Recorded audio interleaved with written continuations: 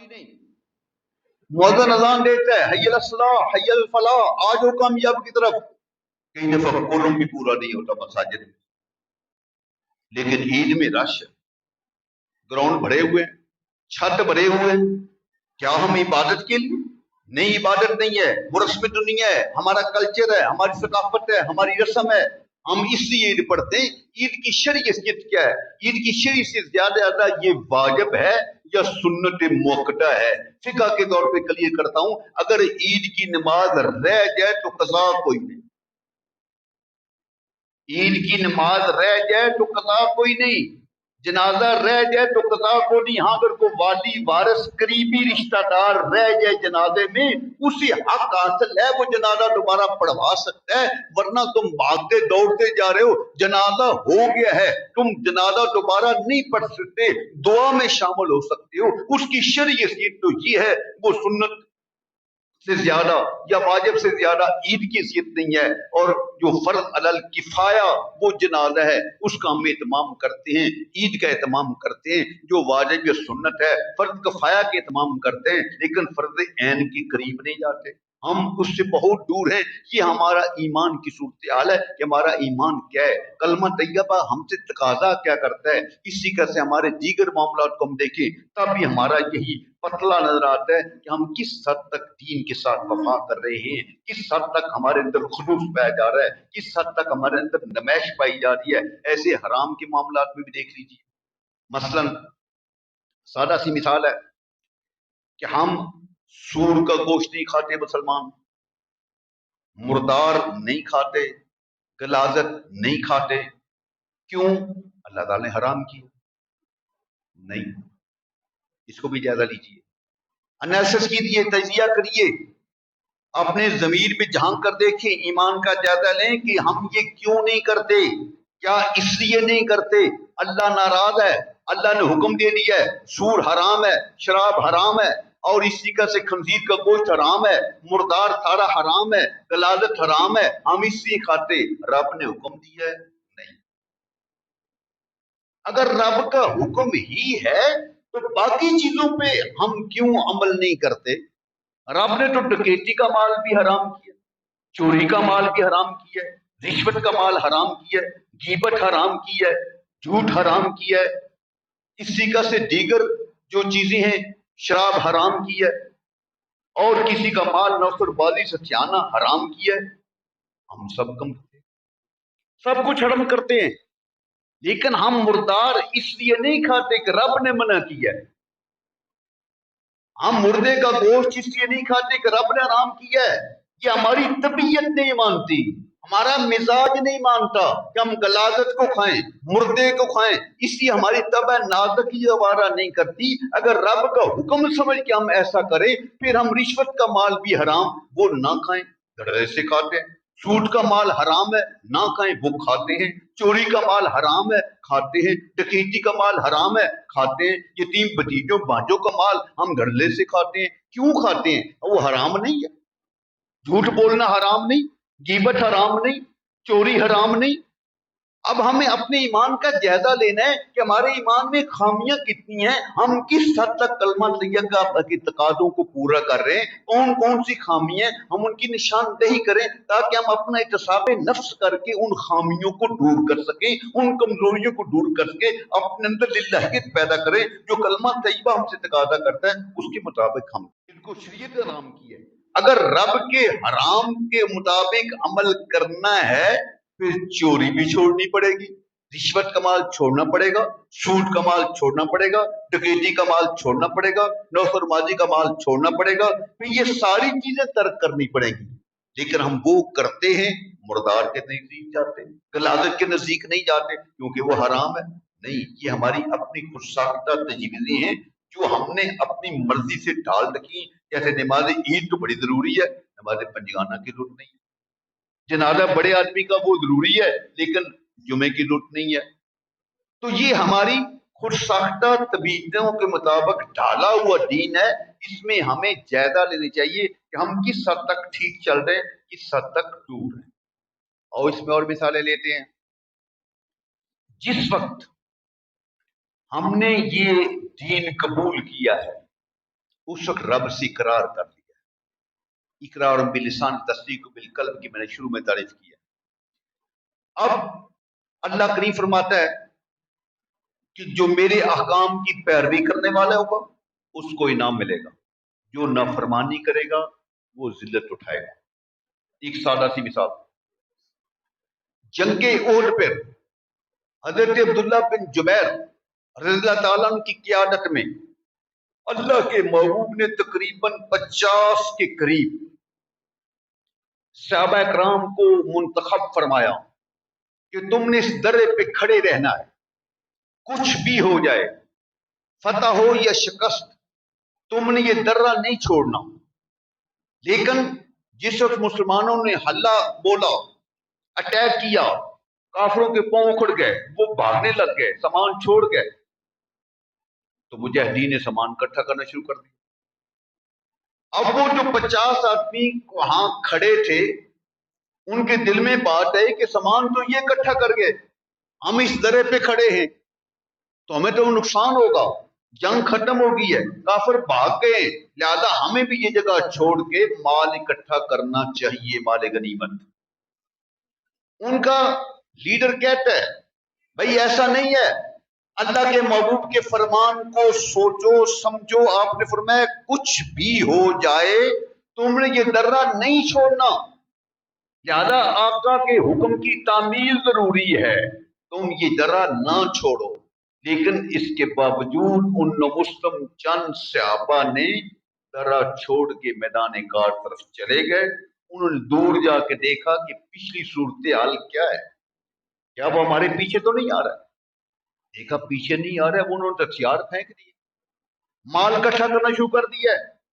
उन्होंने दूसरी तरफ से चक्कर लगाया, चक्कर लगाते लगाते उसी दर्रे से जहां अल्लाह के महबूब ने हुक्म फरमाया था कुछ भी हो जाए तुमने दर्रा नहीं छोड़ना, उसी जगह से फिर उन्होंने बैक से आगे अटैक किया। मुसलमानों ने हथियार फेंक दिए थे, माल इकट्ठा कर रहे थे, जिन तौर पे जंग से फारग थे, लेकिन उन 50 आदमियों के अल्लाह के महबूब के हुक्म की नाफरमानी की सजा ये मिली कि जीती हुई बाजी हार में बदल गई, फतह शिकस्त में तब्दील हो गई और मुसलमानों को ढेर सारा जानी माली नुकसान उठाना। मिसाल सिर्फ इसलिए दे रहा हूं कि समझ आ जाए वो सहाबा कौन थे जिस इंसान ने अपनी जिंदगी में रुखे बदोहा का दीदार कर लिया, एक झलक नसीब हो गई, दुनिया का कोई गौस कुतुब साहबी रसूल की गर्दे राह को भी नहीं पहुंच सकता, का उसने नमाजें पढ़ी है या नहीं, फौरी विसाल का वक्त आ गया, उसका दीदार ही उसकी जन्नत की जमानत है। रज़ियल्लाहु अन्हु वरदू अन्हु, रब्बे के नाम सनद देता है जो मेरे महबूब के गुलाम है, इनसे मैं राजी और ये मुझसे राजी। अब वो अजीम तरीन तबका है सहाबा इकराम का, अगर वो भी अल्लाह के महबूब की हुक्म की नाफरमानी करते हैं तो रब की गैरत गवारा नहीं करती कि उनको फतह दे, उनको इज्जत दे, उनको इज्जत दी हुई छीन लेता है, फतह शिकस्त में बदल देता है। आज हम किस बात की मूली हैं कि करोड़ों लोग जो हैं वो दिन दिहाड़े धड़ल्ले से अल्लाह के अकाम की खिलाफ वर्जी करते हैं। रमजान का महीना गुजरा है, कितने लोगों ने वायलेशन की है, दिन दिहाड़े की है, सहूलतें मौजूद हैं, इसके बावजूद वायलेशन की है। कितने लोग हैं नमाज के वक्त नमाज पढ़ते हैं, कितने लोग हैं हराम हलाल में तमीज करते हैं, रिश्वत आम, चोरी आम, डकैती आम, सूद हराम आम। किस हद तक हम अल्लाह के अकाम की धज्जियां उड़ा रहे हैं, दिन दिहाड़े वायलेशन करते हैं, फिर हमें शिकवा है कि रब हमें इज्जत नहीं देता। तकरीबन 56-57 मुल्क इस टाइम इस धरती पे मुसलमानों के हैं, लेकिन अफसोस है कि किबले अव्वल मस्जिद अक्सा हम आजाद नहीं करा सकते। यहूद का कब्जा है, अगियार का कब्जा है, इतनी तादाद के बावजूद क्यों? इसलिए कि हम दीन से दूर हैं, अहकाम से दूर हैं, गुलामी मुस्तफा का पट्टा हमने उतार दिया है। अगर वो लोग जो हमारे काबरीन सल्फ सालिहीन हैं उनका अंदाज देखो, सईदा फरूक आजम चलते हैं, टाइम थोड़ा है, एक सवारी है, एक गुलाम है, जिस रात ने वफद भेजा कि मस्जिद अक्सा की वागुजारी के लिए, बैत मुकद्दस की वागुजारी के लिए, तो उन लोगों ने कहा तुम ऐसा करो, तुम अपने अमीर को भेजो, शायद हमारा तुम्हारा मामला जंग का ना हो, जंग की नौबत ही ना आए, अपने अमीर मोमिन को बुलाओ, वो हमारे साथ मुज़ाकरात कर ले। अगर मुज़ाकरात की टेबल पे मसला हल हो सकता है तो जंग की इस चीज का हल नहीं है। जंग तो तबाही का नाम है, बर्बादी का नाम है, मैशत की तबाही है, अफराद की तबाही है। इसी जंग से बच सकते हैं। तुम अपने अमीर मोमिन को पैगाम दो को वो आए। कासर गया, पैगाम दिया। सईदना फरूक आज़म रज़ियल्लाहु ताला अन्हु चलते हैं, सवारी कमजोर है। दीन तो हमारा वो है जो आज हमें दहशतगर्दी के तौर पे पेश किया जाता है।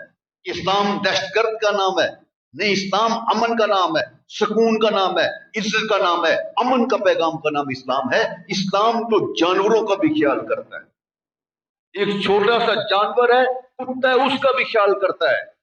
इंसान तो इंसान है, उसकी तो बहुत ज्यादा कदर है। सईदना फरूक आज़म देखते हैं कि कमजोर है जानवर, सवारी कमजोर है। गुलाम से कहा कि इतना मरले तुम सवार हो, इतने मरले मैं सवार हूं, बारी बारी, ताकि जानवर के साथ ज्यादती ना हो। जुल्म करना जायज नहीं है। सफर करते गए, आपस में तकसीम कार कर ली। जब बैतुल मुकद्दस के करीब पहुंचने का वक्त था, उस वक्त गुलाम की बारी थी कि वो सवारी करे, उमर फारूक की बारी थी वो पैदल चले। गुलाम अर्ज करता है, अमीर अल मोमिनीन, अब आपकी बारी जो है वो पैदल चलने की है, मेरी बारी सवारी की है, लेकिन मैं खुशी से अपनी बारी आपको पेश करता हूं। आप सवारी पे सवार हो जाएं, मैं पैदल चलता हूं, ताकि उन देखने वालों को पता चल जाए कि आका कौन है, गुलाम कौन है, पहचान हो जाए। कुर्बान जी उमर फारूक की उस अदालत पे फरमाया ये नहीं हो सकता, उमर की शख्सियत में कोई फर्क नहीं पड़ता। उमर की बारी पैदल चलने की है, वो पैदल ही चलेगा। गुलाम की बारी सवारी की है, वो सवार होगा। फकत इस्लाम दुनिया में ये मंजर पेश करता है, आका चल दिए पैदल, सवारी पर गुलाम आया। ये निजाम इस्लाम ही पेश कर सकता है। गरीबों को इज्जत जो इस्लाम ने दी है वो किसी और मजहब ने दी। जिस वक्त आपकी सवारी वहां पहुंची है, आप पैदल चल रहे हैं, गुलाम सवारी पे सवार है। उन लोगों ने देखा, हैरान रह गए। उन्होंने अपनी कौम को, जो उनके मजहबी ज़ोमा थे, लीडर थे, अहबार थे, उन्हें बताया, लोगों कान खोल के सुन लो, बैतुल मक़दस का फातेह आ चुका है, इससे मत टकराना, खत्म हो जाओगे। हमारी किताबें बता रही हैं कि जिस वक्त वो अमीरुल मोमिनीन सरजमीन पे कदम रखेगा, वो पैदल होगा, उसका गुलाम सवार होगा। देख लो, गुलाम सवार है, 25 लाख मुरबा मील का हुक्मरान पैदल चल रहा है। हमारी किताबें बता रही हैं, उसके लिबास पे 17 पैबंद होंगे, टांके होंगे, तरोफे होंगे। देखो अमीरुल मोमिनीन का लिबास कितना कुशाना है कि गरीबाना है। पैबंद गिन लो, हमारी निशानियां पूरी हैं। ज्यादा हम मजहबी रहनुमा होने के नाते से तुम्हें वाशगाफ अल्फाज में पैगाम दे रहे हैं कि बगैर जंग की बैतुल मुकद्दस इनके हवाले कर दो, इसी में नजात है, इसी में तुम्हारी इज्जत है। अगर टकराओगे तो खत्म हो जाओगे।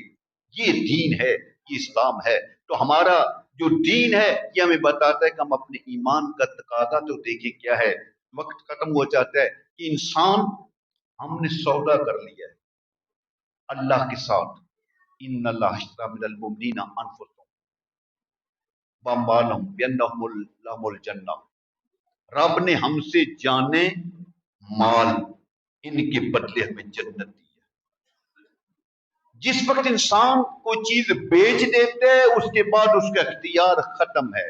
अब हमारा इख्तियार खत्म है, हम बिके हुए हैं। हम अपनी मर्जी से सो नहीं सकते, जाग नहीं सकते, कारोबार नहीं कर सकते, हमारी मर्जी से तजारत नहीं चलेगी। हम चाहते हैं कि जुमे का दिन है, हम कारोबार चलाते रहें, दुकानें खोले रखें, ये हराम होगा। हम चाहे मस्जिद में कारोबार शुरू कर दें, ये हराम होगा। हम चाहे अपनी मर्जी से किसी को सौदा दे दें, नहीं, शरीयत के मुताबिक चलना होगा। जिस चीज के बदले चाहे सौदा करें, ये हराम होगा, क्योंकि सूद हराम है, शराब हराम है, मुर्दार हराम है, खंजीर हराम है, उसके बदले हम सौदा नहीं कर सकते। अब अल्लाह को हुक्म है कि तुम नमाज पढ़ो, जागने का टाइम है, हम सो जाएं, नहीं कर सकते। रमजान में खाने का हुक्म नहीं है, इसलिए ईद के दिन रोजा रखने का हुक्म नहीं है। वो हमारा सारा निजाम ये अल्लाह के अहकाम की ताबे है, नबी करीम की सीरत के मुताबिक है। हमारा उठना बैठना जागना कारोबार करना हर चीज ये हमारी पाबंद है इस्लाम की,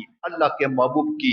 जब तक हम बिके नहीं थे हम आजाद थे, लेकिन हम लोग समझते कि दीन बड़ा आसान है। नहीं, दीन इतना आसान नहीं है। चूमे गोय मुसलमान बलरदम कितान मुश्किलात ला इलारा। इकबाल कहते हैं जब मैं अपने आप को मुसलमान कहता हूँ मेरा जिस्म लरजता है, कांपता है, क्योंकि मुझे पता है कि अहकाम दीन कितने मुश्किल हैं। हम किस हद तक इन फरैद के अंदर जो है वो फारग हो सकते हैं। इसलिए हमें सोचना चाहिए, अपने ईमान का एहतसाब करना चाहिए कि हमारी खुशियां गमियां, हमारी जिंदगी के मामलात, इसमें दीन कितना कार फरमा है, सरकार की मोहब्बत गुलामी किस हद तक है, हमारा जाती मिजाज रस्म व रवाज किस हद तक है वो असरअंदाज है। इसलिए कलमा तैयबा ये तकादा करता है अपनी इनफरादी जिंदगी हो, इज्तिमाई जिंदगी हो, सियासी जिंदगी हो, मुआशी जिंदगी हो, समाजी जिंदगी हो, जैसी भी जिंदगी, उसमें अल्लाह उसके महबूब के अहकाम को हम सरे फरिश्त रखेंगे तो हम कामयाब हैं। अगर हम ये फकत जबान से कलमा पढ़ते रहेंगे, मर्जी अपनी करेंगे, तो ये मुनाफिकत है। अल्लाह ताला हमें अहकाम दीन की पाबंदी, कलमा तैयबा के तकाज़ों को पूरा करने की तौफीक अता